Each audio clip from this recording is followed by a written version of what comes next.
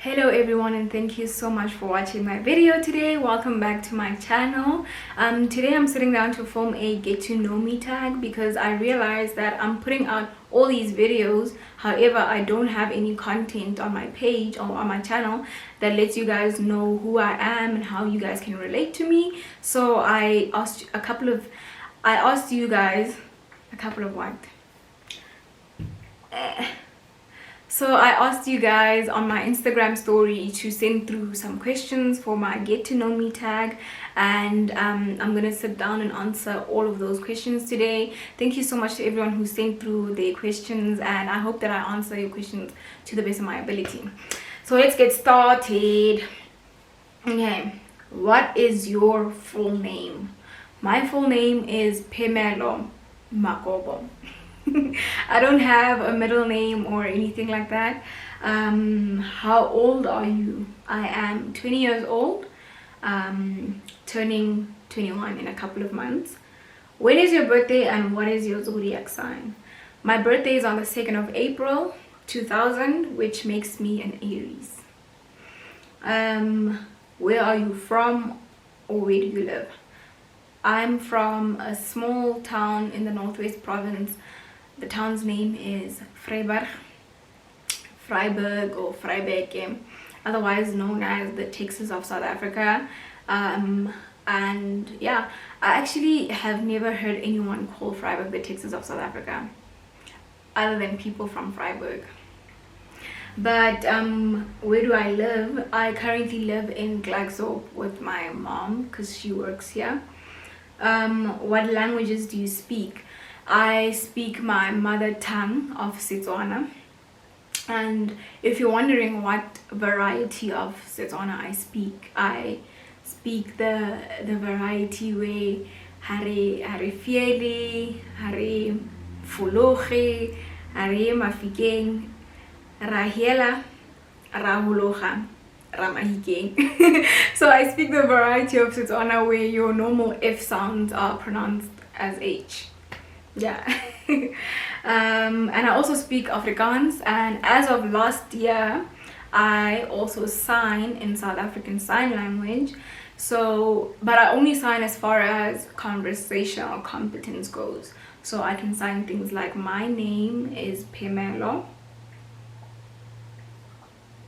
and my surname is Makobo and I am 20 years old and I'm from South Africa. Oh, my lecturers would be so disappointed watching this video. But yeah, I signed South African Sign Language as far as conversational competence goes. Next question, how tall are you? I'm very short. I'm actually only 147 centimeters tall. It's 1.47 meters, which is around about 4'8", 4'9" tall. Very short. And I know this precisely because the other night my friends and I were arguing about this on the group chat, and I pulled out measuring tape and I measured myself, and it turns out I'm way shorter than I thought I was. But yeah, if you guys actually watched my night routine video, when I was in the living room sitting on the couch, you guys would see that when I scooted back, my feet were dangling in the air like a child. 20 years old and my feet dangle in the air when I sit on the couch. I'm really short. Next question, where do you study? What are you studying? What year are you in? So I am a Bachelor's of Education student at the University of the Witwatersrand in Johannesburg. And what year am I in? I am in third year. This is my third year out of 4 years. So I'm nearly done with my Bachelor's in Education. Why education? Okay, so thinking back when I was in grade 11, and I was like applying to universities and all that stuff, I actually didn't know what I wanted to study. I didn't know what I wanted to be, but I knew I had like a passion for history and social studies, and you know, studies about society and how society works, how society worked back then, and how the past influences our current, you know, society and all that stuff. And I really had a burning passion for history as a subject in school, in high school. I remember I used to make it so fun for myself. I used to color in, and when we got our textbooks in the beginning of the year, I would literally go home, like when they gave you textbooks to cover at school in the beginning of the year, like in January, I'd go home and page through the entire textbook, take pictures in my mind, and listen, like not listen, and literally read what we're going to be doing in term 3. And that time we're in the first week of school, so I really always had like a passion for history. So currently I am studying bachelor's in education, and I'm a history major, and my sub major is English. So I'm really excited to enter the workforce as a history teacher and an English teacher, but English is not really my passion. I took English because if I ever want to teach abroad, then I have the English major under my belt as well. So yeah, that's why I study education. How long have you been in a relationship with your mans? Guys, I got a few questions surrounding my relationship with my boyfriend, and I guess that's natural because I post my boyfriend on my social media, and I've also talked about him in I think 2 of my YouTube videos so far, and it's natural for you guys to ask about him and stuff like that. However, I want you guys to know and respect that I'm my own person outside of my relationship with my boyfriend. You know, there's more to me than just being my boyfriend's girlfriend. So I'm gonna answer the question though. I'm not saying don't ask me about him or whatever, but I just want you guys to know that, you know, I'm my own person outside of this relationship. How long have you been in a relationship with your man? We've been dating since March 2018. Dating since March 2018, so we're going on 3 years now. However, we've known each other for a while. I think I first met him when I was like 14. Yeah. Who is Mans? If you go on my Instagram profile, I'll leave the link to my Instagram profile down below. I've tagged him in a couple of pictures that I posted of him, or pictures of us, and you guys can go on his Instagram profile and see who he is. Do you think ancestral beliefs and the Christian faith can coexist? This person asked me this question because I'm like really infatuated with like the spirit world and people who are spiritually gifted and stuff like that. But to answer the question, do you think ancestral beliefs and the Christian faith can coexist? I definitely think so, and I know that there are people who practice both, and they practice both really well. That is the reality for myself. And also, when it comes to ancestral beliefs and the Christian faith, if you are Christian, you identify as Christian, you identify with the Christian experience, you've been brought up as Christian, and you want to like tap into your ancestors, you want to know more about them, you want to build a relationship with them, ask your family members, ask your elders, ask your parents, ask your aunts and uncles, ask your great uncle or your grandparents or something like that, because you know your family's relationship with your ancestors, you know your family's culture surrounding ancestry and how you guys have a relationship with your ancestors, whether you acknowledge them or not. You know what the culture is, so you know whether your family slaughters, whether your family drinks the tea or makes tea for your ancestors or coffee, you know whether your family burns sage, you know whether your family connects with your ancestors through a Bible and a candle. You know, you've seen these things probably, especially as Africans, you've probably seen this. So just tap into that if that's something that you want to do. Just ask just ask your elders, and surely someone will tell you, or surely someone will help you. Hey, okay, who is your best friend and how long have you known her? Guys, my best friend asked me this question. she put this question in the list of questions she asked me just so I can get on camera and talk about her. So my best friend's name is Kuebas Cornelis Kukamur. My best friend's name is Ompile Mudise, and we've known each other since we were like 4 years old. Yeah, she's been my friend since we were like 4 years old. Where were you born? I was born in another Plaasdorpie in the Northwest Province. The town's name is Delarevo. I was born in Delarevo, yeah, because at the time where my parents lived, there was no hospitals, I guess. My parents lived in Atamelang before we moved to Vryburg, so I guess they would know the nearest hospital to Atamelang was Delarevo. But yeah, what's your phobia? I have a genuine fear of breaking my bones.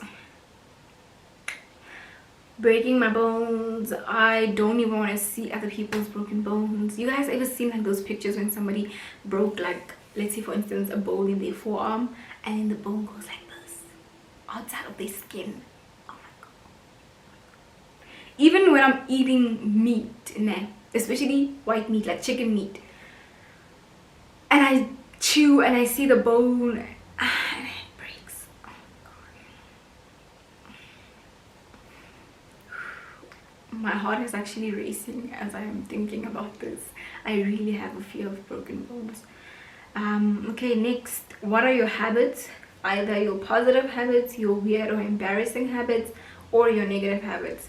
So one positive habit that I really pride myself in is that I start and end my day in gratitude. So when I get up in the morning, I say grace. I say thank you God for another beautiful day on your beautiful green earth, and I get up and go about my day. And I also have a gratitude journal.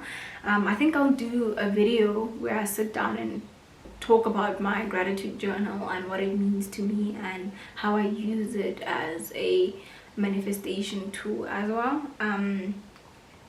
And then yeah, at night when I kneel down to pray, I also start my prayers in gratitude. So start by saying thank you and all of that, like all the things that I'm grateful for. My weird and embarrassing habit, I have this thing that I do. Whenever I see my family or anyone just hanging out being at peace, I come up to them and I do this to them. And I'm like, oink.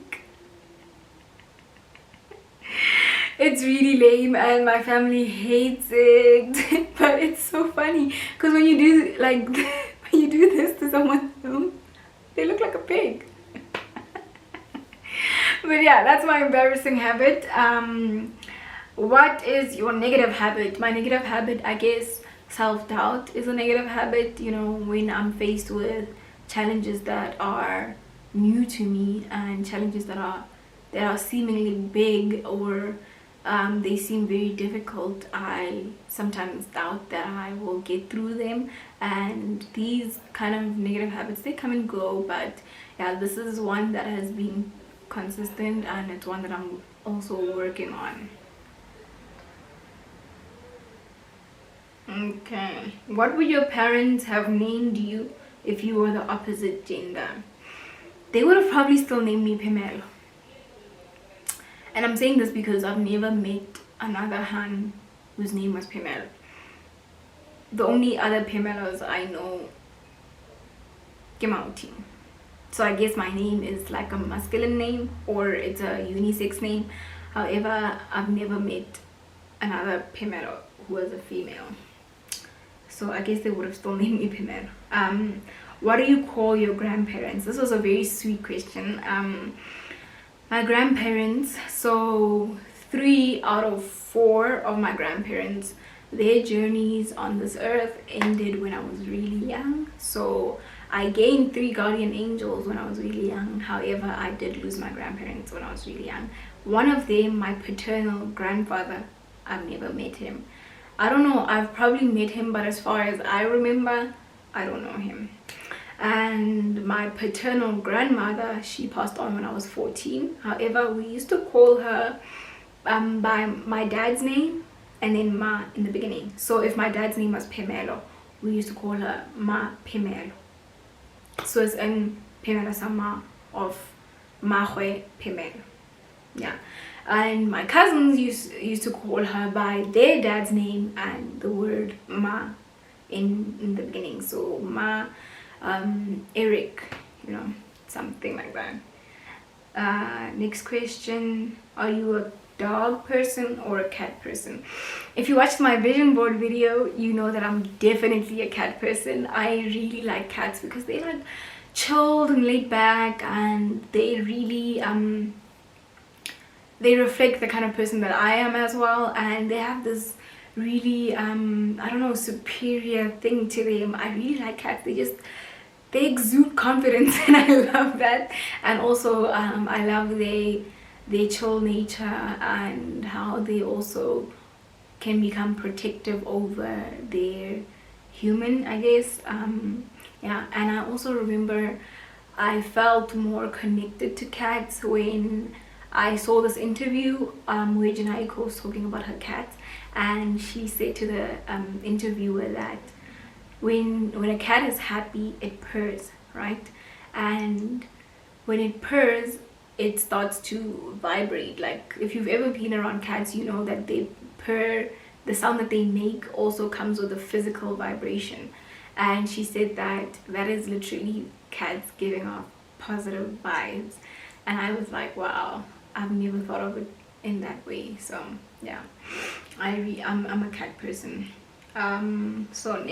Last couple of questions. If you had more courage, what would you do differently in your life now? Had you asked me this question 6 months ago, I would have told you that if I had more courage in my life 6 months ago, I would have went back to YouTube. And I'm sitting here, so I guess I gathered up all that courage that I needed to come back to YouTube, and I'm really having so much fun on my YouTube channel. So currently I don't know if I would do anything different if I had the courage. Yeah, no, there's nothing that I would do different right now. Do you carry a donor card? Yes, I do. I carry a donor card, and if you look at the sticker on the back of my phone, it says organ donor. And I have the sticker on my license card, my ID card, my medical aid card, and I also have an organ donor card. So me carrying these cards and these stickers means that I'm a registered organ donor. However, I'm a deceased donor, so I am only going to donate my organs upon my death. So if I die any given point, whatever the cause, I am registered to give up my organs for donation, right? And what inspired me to register to be an organ donor was the fact that I lost my uncle to kidney failure, and he needed a transplant, and the donor list in South Africa is really I read somewhere that said that only 2% of the South African population are registered organ donors. So when people are out there in need of organs, it's really hard to get organs. And I remember the doctors telling us that he would have to probably wait 8 years just to get a transplant, or to be in the race to get a kidney transplant. And this man was on his deathbed, so we had to come to terms with the fact that he's not going to make it. And I thought that it would be really I don't know, it would be really kind of me, I guess, if I put up my organs for donation once I pass on, because if I can use my healthy organs to prolong someone else's life, that would really, it would literally change their life, and I would also rest in peace knowing that I prolonged someone else's life. So for instance, say there's a mother whose kids need her in their lives, and she needs a heart transplant, and I'm lying in the morgue with a healthy heart. Why not use it for her? Why not give it to her so that her kids can grow up with a mom in their lives? You know, if there's someone who's young, like, you get kids that need these organs, and you know, their lives are literally at stake, and their lives revolve around getting a transplant, or organ transplant. So I thought that that was a really cool concept. So I put myself up on the list. I just typed into Google organ donor South Africa, and then they have this website. I read all the information, and I informed my family, I informed my mom, because she's my next of kin. So if it so happens that I die before my mom does, then she's gonna be the one to say, yeah, you guys can take her organs, or no, actually I don't want you guys to donate my daughter's organs. So yeah, that's why I'm an organ donor. Why did you start your channel? So this is the last question, and I started my channel way back when, not way back when, 3 years ago. 3 years ago is not way back when, PML. But yeah, I started my channel back then because I was kind of into like natural hair care, natural skin care, and by natural I mean like things that I would like get from my house, my cupboards, my garden, or just like natural ingredients that I would use for my hair and my skincare. But now I think my focus has changed more to like lifestyle and beauty content. Beauty content is definitely coming, and also I want to keep this channel kind of like a diary, like a visual diary of my life and stuff like that. And when I'm 50 years old, I want to sit on a couch and watch all these videos again and think to myself, wow, I've come so far, I've grown as a woman so much, and also look back and, you know, marvel at the answered prayers, the things that came true in my life that I dreamed about when I was 20 years old, and now I'm going to be 50 years old and thinking back to myself, I can't believe that that's what I thought, or I can't believe that I believed in that, or I can't believe that that came true for me. You know, something like, I really want to look back on my life and see how far I've come as a person, and all that I have become as a person. So yeah, this is the reason why I came back to YouTube. I think that was the last question. Yeah, that was the last question. Thank you so much to everyone who sent me some questions. I really enjoyed filming this video for you guys. Please don't forget to like, comment, subscribe, share the link to my channel with your friends, have them share the link with their friends, so that you guys can help me reach 2,000 subscribers. Thank you so much for watching my video today. I'll see you guys in my next video. Bye.